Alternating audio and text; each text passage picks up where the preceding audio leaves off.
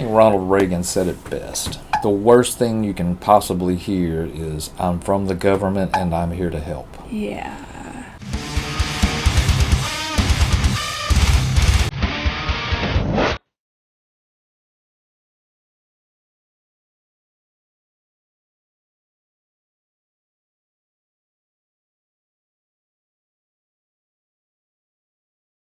Late on the evening of July 27th, 1977, a 21-year-old farmer named Huang Yan Cho walked down a wide dusty road in the little farming village of Beigao, located in northern China. It had been a very hard day on the rice farm where Huang worked because they were all preparing for the autumn harvest. But even though Huang was totally exhausted and worn down, as he walked down this road, he was whistling an upbeat tune. Because for the first time in a long time, Huang was actually excited about the future.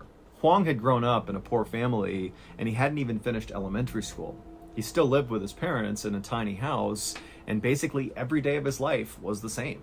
He got up at sunrise, he walked to work, he worked all day until he barely could even stand, and then he would walk home and he would go to bed. But the reason Huang was now feeling kind of excited about his future was because he had just gotten engaged to a beautiful girl in a neighboring village, and their plan was to get married after the autumn harvest. Huang was already hard at work, literally building them a house that they could move into after they got married. And in fact, on this particular night, that was where Huang was going. He was going to the property where he was in the middle of building this house, and he was going there not to work on the house anymore, but really just to admire his property, because again, he was just so excited about the future. Huang turned the corner and his beautiful half-constructed home came into focus. The foundation, the walls, and the ceiling were all complete. All he had left to do was put in the windows and the doors. And so Huang walked up and ran his hand over the beautiful brick he had laid around the outside of the property. Brick was not cheap. He had worked extra hours to afford this brick. And so he was just so proud of it, and he ran his hand over it. And then he kind of stepped back and kind of imagined the house when it was all done. And then when he felt satisfied that he had seen enough, just kind of nodded and turned and just continued walking back towards his home, his parents' home, which was only a few minutes away. When Huang got to his home, he went inside, and his mom already had a meal made for him. It was just some rice and veggies. And so Huang sat down and began eating, and then his parents came over, and they began chatting. And then, of course, the conversation shifted to Huang's upcoming marriage, because that's basically all Huang ever wanted to talk about. And then by about 10 p.m., Huang was so tired that he crawled into his bed, and he fell asleep almost immediately. The next morning, when Huang's parents woke up, they discovered that Huang was not in his bed. Now, this was not totally unusual because they knew their son was a really hard worker, and it wasn't unusual for him to wake up really, really early to head out to the farm to begin his workday. But a little while later, the workers at the rice farm where Huang worked, they saw Huang had not come to work, and because that was so out of character for him, one of the workers actually walked to Huang's parents' home to see if he was okay. And when Huang's mother found out her son had not shown up to work, she was really worried, but she told this worker, my son must have gone to the house he's building, go over there and see if he's there. But the worker from the rice farm went to Huang's property he was building, and nobody was there. And so when he came back and told Huang's mother, this sent her into a total panic. Because really for her, this was like completely out of character for her son. He would never miss work. He would never just disappear like this. Something was wrong. So Huang's mother sent this rice farm worker to go find her husband and tell him what was going on with Huang. And then in the meantime, Huang's mother just walked outside and began going door to door, asking neighbors if they knew where her son was and if they wouldn't mind coming out and helping her look. Now, at this time, the village of Beigao was a relatively small place where all the residents more or less knew each other. And so it did not take long for the news of Huang being missing to spread all across Beigao, and the community really came out in force to go look for him. And so by the afternoon, there were people on bikes riding all around, calling out for Huang. Must be a small town. People were going to neighboring villages to see if he was there.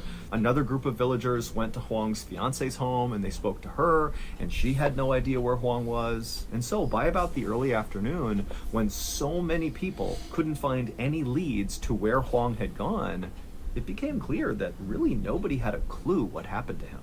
Now, Beigao at the time was incredibly isolated. This is a small town where most of the people who live there don't have phones, they don't have cars, they ride their bikes everywhere, and there were no roads that connected Beigao to any other place. Now, there was a paved road that went through Beigao, but it actually just came to an end on the outskirts of Beigao.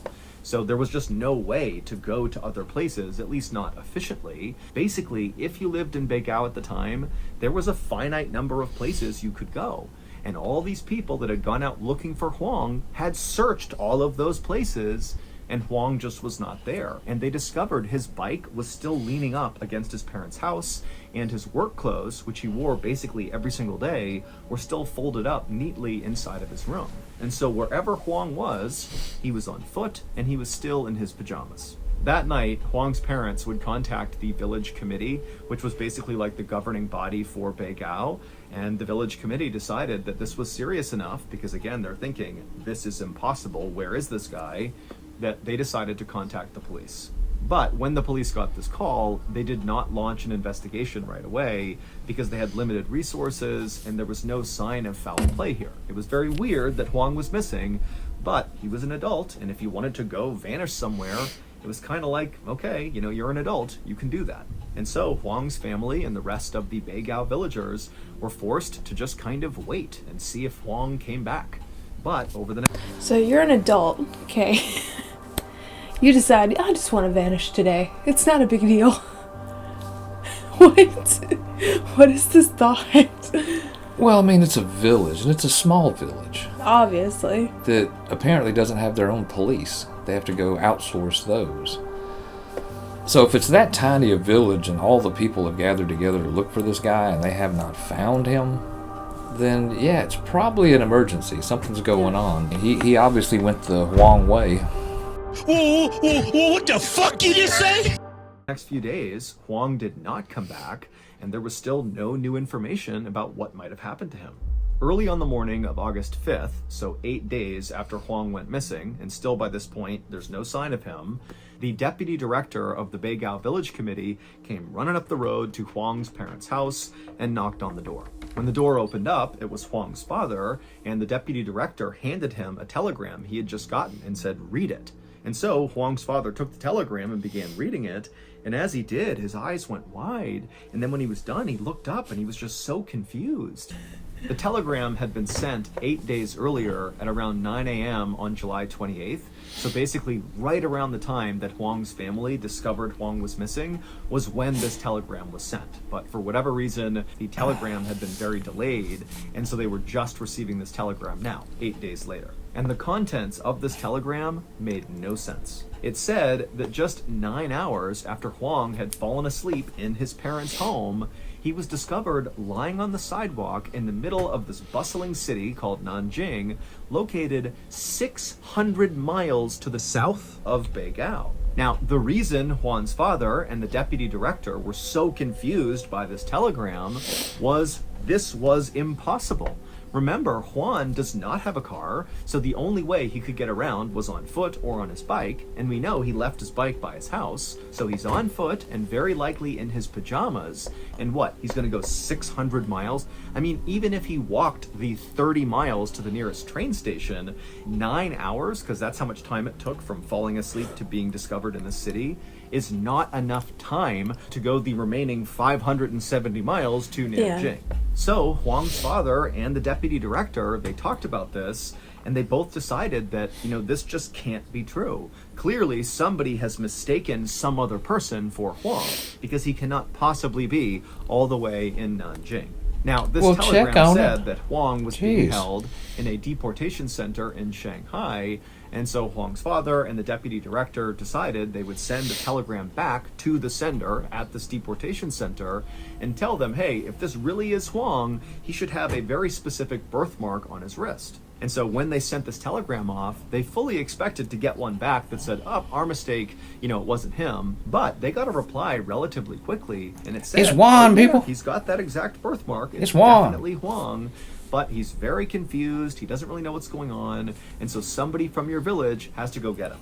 Huang arrived back home in the middle of August, so about 2 weeks after he had gone missing.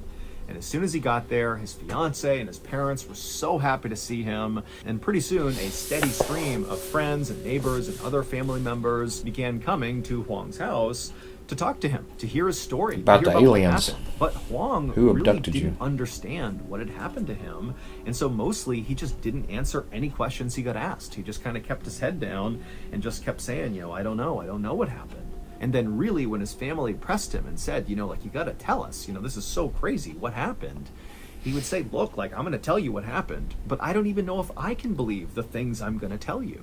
And so Huang would say, all he could remember was he went to bed in his own bed in Beigao, and then the next morning he woke up and he was laying on the sidewalk, and when he opened his eyes, he saw there was this big swimming pool, and then near it was a sign that said Nanjing, and so that was how he put together that he was in Nanjing. And then almost immediately, these two police officers wearing all white just kind of appeared out of nowhere, and they walked up to Huang, they scooped him up, and without really saying anything to him, they brought him to that deportation center in Shanghai, which is a place where people who seem confused or mentally ill would be sent in order to help them get home. And that was it. That was Huang's entire story, that he just basically woke up in Nanjing with no idea how he Bro, I got a there. portal coin. And so after Thanks, he told Huang. his family, they all just kind of looked at him like, really? Like, that's what happened? That makes no sense. But Huang, he was completely lucid. He was explaining it really specifically and really simply. He looked and sounded exactly like he normally did, and he seemed very honest as he was telling the story. Over the next few weeks, But how's your butt Huang feel? kind of reintegrated back into his life, but things just were not the same. People were now scared of him. Kids literally ran away from him when they saw him because rumors were going around town that he himself, his body, was haunted or something. And so kids were scared of him, and other villagers would That openly tracks. gossip about him right in front of him. Even his beloved fiance admitted to feeling really uncomfortable around him now. And while all of this was obviously very upsetting for Huang, he did also understand why people were acting this way. This is a very anomalous thing that's happened to him, and he did not have a good explanation for this totally insane event that he was a part of. And so he just kind of got it. And in fact, Huang himself was kind of terrified of himself. At night when he would go to bed, he would be terrified that the second he closed his eyes, he was going to be transported hundreds or thousands of miles away to some totally unknown place, and maybe this time he wouldn't even be able to get back again. But as the days wore on, Huang continued to wake up in his own bed in Beigao, which over time kind of made him feel more secure that whatever happened to him was a one-time thing and it's not going to happen again. However, Huang would be wrong. On September 8th, I was about to say, 1977, until. so 3 weeks after Huang had returned back home, he went to sleep in his bed in the village of Beigao, but when he woke up the next morning, he was not there. The first thing Huang noticed when he woke up that morning were the sounds around him were totally different. They were not right. Normally, when he was asleep in his home, he would hear the sound of his mother and father snoring right by him, and he might hear some insects or birds out his window. And those sounds were gone. Instead, he heard what sounded like footsteps, but not ordinary footsteps. They were footsteps of somebody walking on cement who was wearing high heels, like a clicking sound. And then Huang also became aware of the fact that his face was clearly pressed up against cement. He was laying on the ground. But Huang couldn't open his eyes. As hard as he tried, he couldn't do it. He couldn't move his body. And so he's just laying there on cement with his eyes closed, listening to the sound of these footsteps, these high heels, getting closer and closer and closer. And as they did, his anxiety was growing and growing. He had no idea who this person was. And then these footsteps, they got right up to him and then passed by him. And Huang felt the breeze as this person walked right past him. And then after this person in high heels had kind of walked off in the other direction, Huang finally was able to wrench open his eyes, and he sat up and he looked was on around. a sidewalk. And one, he couldn't find anybody. It was totally abandoned all around him. So whoever had those high heels on had somehow vanished in plain sight. And then also, as Huang continued to look around him, it looked like he was in the middle of this city. But again, there's nobody out there. It's like this abandoned city street. All he had in front of him was this clock up on a building that said 1 a.m. And so pretty soon, Huang was just kind of walking in circles, screaming out for help. And right when he was about to just start sprinting in any one direction in hope that help would be somewhere out there, Huang felt a tap on his shoulder. And then the person tapping him from behind him said, "Are you Huang Yancho?" Huang spun around and he saw there were these two men in military uniforms standing there. And for a second, Huang felt relieved. Somebody was here to help him. Nope. But then he Bad thought to idea. himself, how do they know my name? What's going on here? And so he asked them, how do you know my name? But the two men didn't answer Huang. Instead, they told him that he was at a Shanghai railway station 700 miles from Beigao, and that I'm sorry. If I'm portal jumping, let's just make this simple, and two military guys said, "Hey, are you?" Nope, not me. I ain't about to get experimented on. I think Ronald Reagan said it best. The worst thing you can possibly hear is, "I'm from the government and I'm here to help." Yeah. So yeah, that'd be a big red flag. But how would they know that that was Wong? I understand the first time. They could have had pictures of him, like, be on the lookout for this dude or whatever. I don't know. I don't know. There's something more to this. Military has ways. Even if they're Chinese military, it's still military. I mean, I could understand if he was being abducted by aliens and they just left him some random place. They just pick him up in their little shuttle and they fly It's like, on. here you go. and Then when they're Drag done and with drop him him. and he gets his good old anal probe going, they drop him down. I mean, that makes more sense than what we've heard so far. So I don't know, but this is weird. This is pretty crazy. Yeah. Let's finish it out. these two soldiers were here to take Huang to a nearby army base. At this point, Huang was so scared, he just didn't know what to do. So he just wound up going with these two soldiers who put him in the back of a Jeep, and then they hopped in and began driving. That's the only and they people he drove saw. him out of this weird abandoned city where he had woken up. And after driving for some time, they arrived at this huge army base that had all these rows of fencing around it with razor wire on top and all these sentries that guarded all the doors. And these two soldiers brought him through several of these checkpoints. And then when they reached the very last one, they stopped the car, they got out, Huang got out too, and the two soldiers that were with him grabbed Huang's shoulders, and they basically led him through the last checkpoint, which was manned by armed guards. And as Huang was led through this gate, Chinese the Sector armed 7 guards seemed to not even notice the soldiers or Huang. It was like they were invisible to the armed guards. But either way, they got through the final checkpoint, and then the two soldiers that were carrying Huang led him to this kind of nondescript big building, and they opened up a door, and they began walking down this long hallway that kind of zigged and zagged. It was like a maze of different directions you could go. And then finally, they brought Huang right to this big door that said Division Headquarters over it. And then before Huang could say anything, one of the two soldiers that was with him knocked on the door. And then before anybody could respond, that same soldier reached down, opened it up, swung the door in, and then they pushed Huang inside, and they stepped in after him and shut the door behind them. In front of Huang was that this ain't good. big desk, and sitting behind this desk was a very Not a senior real looking photo. military official wearing a uniform. And this official, when they looked up and saw Huang standing there, they got up to their feet and put their hands on their gun and said, "What are you doing here? How'd you get in here?" And Huang, sensing there was something wrong, threw his hands up to show he was not a threat and pointed behind him and said, "They brought me here." And the military official, who still had his hand on his gun, looked nobody behind behind you. Huang and said, "Who brought you here?" And Huang, he turned around and he saw the two soldiers who had picked him up and driven him here and led him to this room. They were gone, which was impossible because Huang would have heard them leave. He didn't hear anything. The door never opened. They just somehow were gone. A second later, the senior military official had pulled out his radio and he was screaming commands. And then another second later, armed soldiers came running into the room. They grabbed Huang, who still had his hands up. They came in, they arrested Huang, and they began asking him all these questions about how he got in here. How did you get through the guards? Did you climb the fence? Did you cut the fence? How did you get in here? It's not possible that you Oh my are God, here right he's a now. dream warrior. But Huang did not have any answers. All he could say was, "The two That would be soldiers, cool. they brought me here." A couple of days later, Huang would be bussed back to Beigao, and again, his friends and family and everybody in town had all these questions. You good, about man. what You go happened, but stay at again, your house there, just Wong. had no answers. And then just 11 days after coming back home the second time, Huang would disappear again. And this time he would tell people he encountered two men who told him they were the same two men from the other two times he had gone missing. You had the first instance where he woke up and two police officers in white picked him up off the ground and brought him to the deportation center. And then the second time was the military base where you had those two soldiers who brought him through the gates and brought him to division headquarters.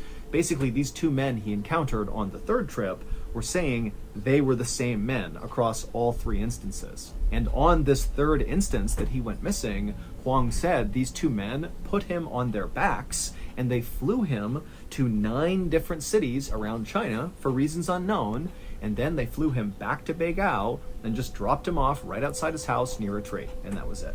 Now, of course, this final disappearance sounds the most absurd because what, he was flying on the backs of people to all these different cities? That doesn't make any sense. But when Huang was kind of aggressively questioned about this third story, because it sounded the most made up as compared to the other two, it would turn out Huang had all this kind of insider information about each of the 9 cities that he supposedly was flown to by these two men. He knew the weather in each of those cities on the night that he was gone. He knew what shows were playing on the night he was gone. And he also just had really specific descriptions of where he was in each of these cities when they got there that all checked out. Now, you got to remember that getting that information correct would have been really hard for Huang at the time. He did not have internet access, he didn't have a phone, he didn't have a car. I mean, he lives in an isolated small village in rural China. So the idea that literally the morning after all this happens, he's flown to these different cities, that he would have all this information perfectly correct, that's hard to do. That would be hard to lie about. As of today, no one has ever been able to debunk Huang's stories.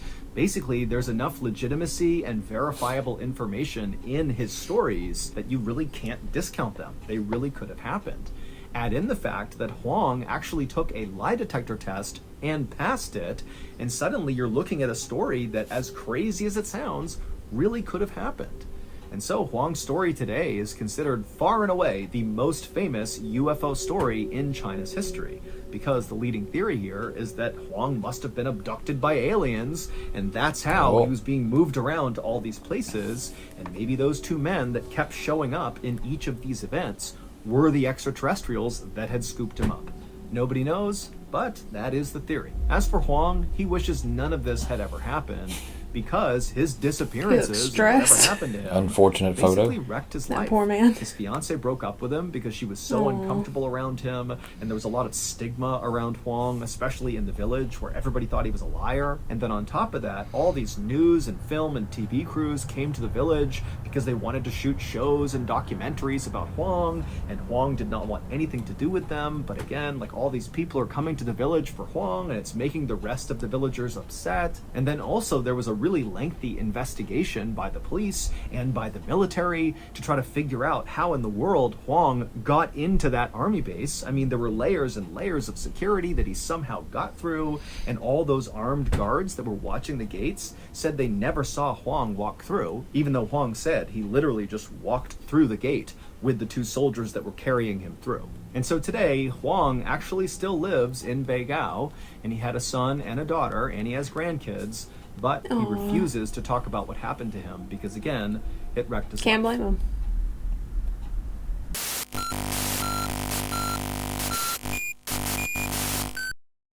You may have stumped him. No, that's UFO. I This believe in is- UFOs. This is the proudest day of my life. Good job, No, I Mr. mean, B. I'm fine with UFOs. The ghost thing, Could have been portal coin, man. it's I'm very, just saying. very possible that there are intelligent life forms, but why would they take Wong and use him 3 separate times? Because the information Could have been testing new technologies. he didn't understand the information he was given to begin with. So it's No, just but an the odd aliens choice. could have been testing new technologies on some random schmo that no one would have believed him if he would have said anything anyways. Well, I mean, you'd think they'd come to him a 4th time and be like, Hey, Wong, there's people want to pay you a lot of money for your story, and everyone here hates you. Your family's scared of you. Your fiance dumped you. Take the money. Let's move you somewhere cool. Get you out of this little crappy area. and he was like, nah, I don't want to talk about it. Yeah, he should have. I mean, That's an interesting story, and I've never heard this story before, but there's definitely something more to it, because that guy had no access or resources to do what it was that he had done. And for there to be that many investigations and military being all up in arms of him, there's no telling whose office he wandered into. They didn't specify exactly who that was. But if he had to go through 6 or 7 different layers just to get to him, he was an important person. And there's a reason why the aliens would want him in that room. And just shoved him in there and closed the door. Like, Yeah, I mean, it's just kind of a head scratcher. I mean, are they just screwing with him? I don't know. I don't understand, but keep an eye on this guy. Yeah, This you guy. you can get me with the aliens. I'm good. Me and Matt Walsh, we believe in the aliens. I just don't think they find us intelligent and like to screw with us like they did Huang. That poor man. Because if you came here to the United States and you were an alien and you took our media and absorbed all our media before you made contact, you would assume everybody's interracial, all the couples. You would assume that it's predominantly black and Latino. I mean, it would be fair to say if you watch television and all of that, you would actually get here and go, damn. Interesting story. I mean, absolutely paranormal because it's abnormal, which is literally what paranormal means. It's just not normal. Aliens fall under paranormal. So. Yeah, very much abnormal. This is cool, though. This is like actual proof of some crazy crap, man. Well, I mean, Travis, his story's held up, and I mean, he passed multiple lie detectors. Travis Walton. He was abducted by aliens, and same thing, reappeared like 11 days. I can't remember how many days. It's been a while since I heard his story, but I truly believe that Travis Walton was abducted by aliens, and they used him for experimentation. And I imagine Huang is in that same boat. So. Probably so. Tell us what you think. Get in the comments. Let us know about Travis and Huang. Were they abducted? Do you believe in aliens? Yeah. I may not be big on the paranormal, but I do believe in me some aliens. But cool story, another spooky Saturday night in the book. So again, get in the comments, like, share, subscribe, do the thing. Do the thing.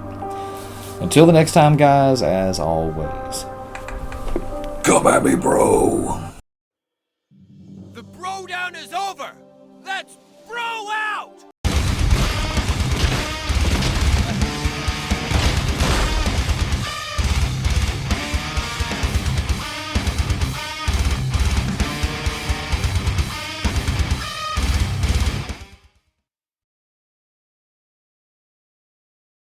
Like, share, subscribe, do the thing. Do the thing. Until the next time, guys, as always, come at me, bro.